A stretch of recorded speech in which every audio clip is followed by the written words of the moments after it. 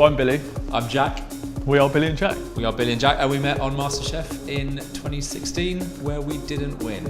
No. It was a bad day in the kitchen for me. It wasn't a good day for me. Yeah, so after the show, we decided we want to keep on cooking. So we did a supper club, and that turned into another supper club. And it's continued from there on, and we've built up Billy and Jack, and now we do cool and amazing things all over the place.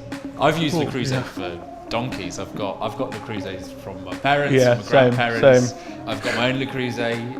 It's such a well-known brand, and the cookware is fantastic. Good quality products that work. I think that we're a good match with Le Creuset because Le Creuset is all about really good food, and so are we.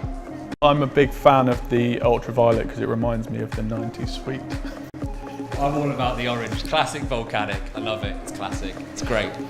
Love the colour.